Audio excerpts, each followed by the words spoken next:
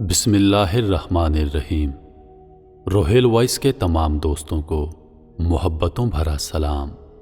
میں ہوں روہیل خان اور آپ دیکھ رہے ہیں روہیل وائس چینل۔ محترم عزیز دوستو، جیسا کہ ہم سب کو معلوم ہے کہ مرنے کے بعد کوئی دوبارہ زندہ نہیں ہوتا، لیکن تاریخ انسانی پر اگر نظر دوڑائی جائے تو ایک واقعہ ہمیں ایسا نظر آتا ہے جس میں کچھ لوگ مرنے کے بعد دوبارہ زندہ ہو گئے تھے۔ یہ لوگ کون تھے؟ کس پیغمبر کی قوم تھی؟ یہ لوگ کیوں مر گئے تھے اور مرنے کے بعد دوبارہ کیسے زندہ ہو گئے تھے؟ تو چلیے بڑھتے ہیں آج کی اس خوبصورت ویڈیو کی جانب۔ اللہ تعالیٰ نے بنی اسرائیل کی اصلاح کے لیے بہت سارے انبیاء کرام علیہ السلام کو بھیجا۔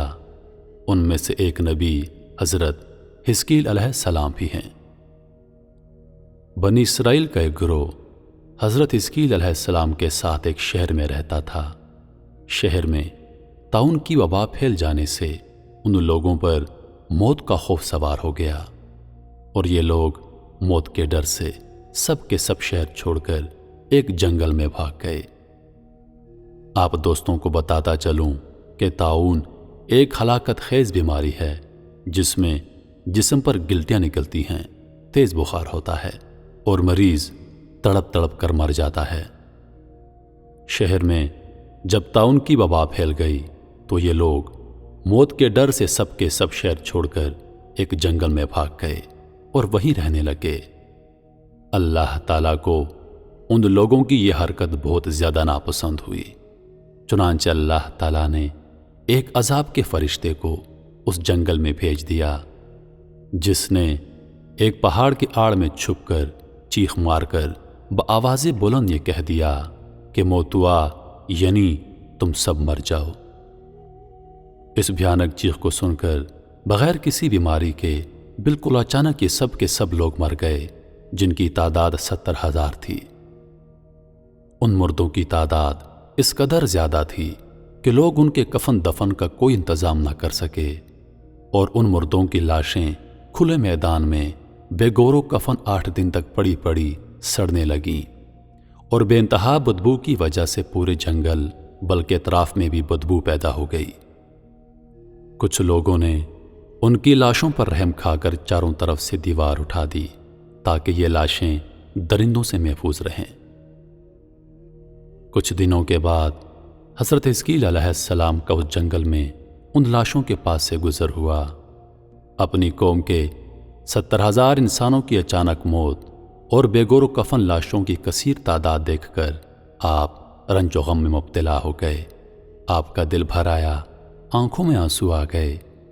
اللہ پاک کے دربار میں دکھ بھرے دل سے گڑ گڑا کر دعا مانگنے لگے، یا اللہ، یہ میری قوم کے افراد تھے جو اپنی نادانی سے یہ غلطی کر بیٹھے کہ موت کے ڈر سے شہر چھوڑ کر جنگل میں آ گئے۔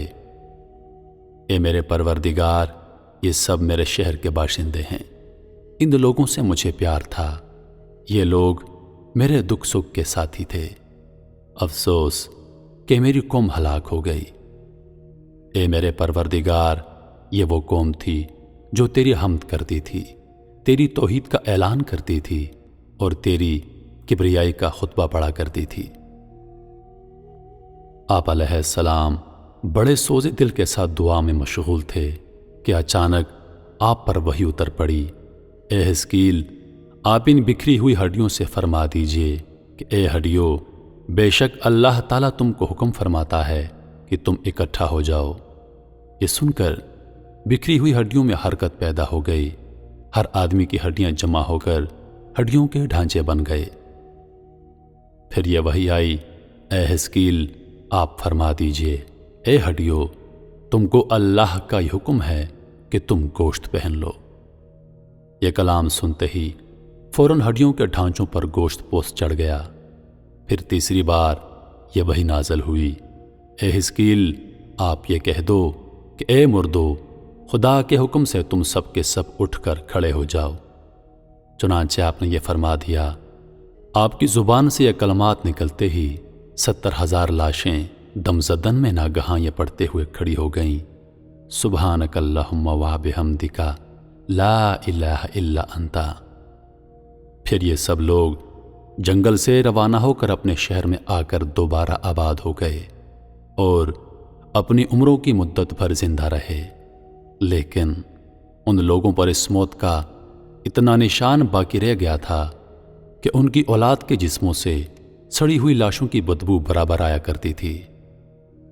ये लोग जो कपड़ा भी पहनते थे वो कफन की सूरत में हो जाता था, और कब्र में जिस तरह कफन मैला हो जाता है वैसे ही मैलापन उनके कपड़ों पर नमूदार हो जाता था।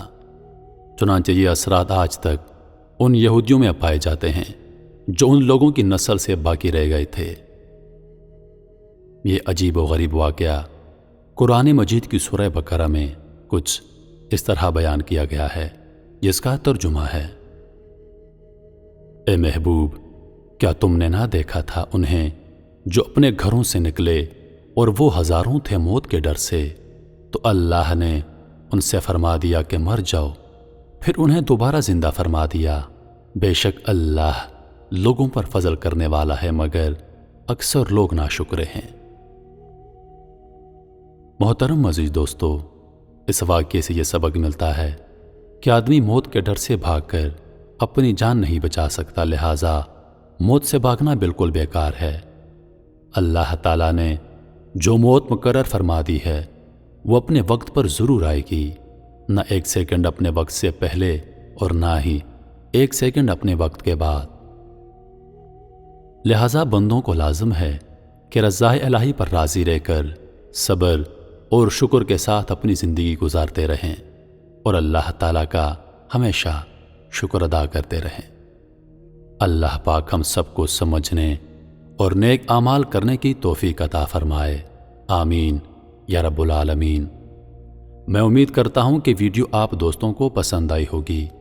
वीडियो पसंद आ जाए तो लाइक और शेयर ज़रूर कर दीजिएगा, और आने वाली नई वीडियोस के लिए हमारे चैनल को सब्सक्राइब कर दें और साथ में मौजूद घंटी के बटन को ज़रूर दबाएं ताकि हमारी हर नई आने वाली वीडियो सबसे पहले आप तक पहुँचे। मुझे दीजिए इजाज़त। सांसों ने वफा की तो अगली बार एक और वीडियो लेकर आपकी खिदमत में हाजिर होऊंगा। तब तक के लिए खुदा हाफिज़।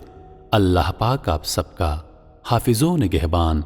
हंसते रहिए और हमेशा मुस्कुराते रहिए, क्योंकि मुस्कुराना सुन्नत नबी है।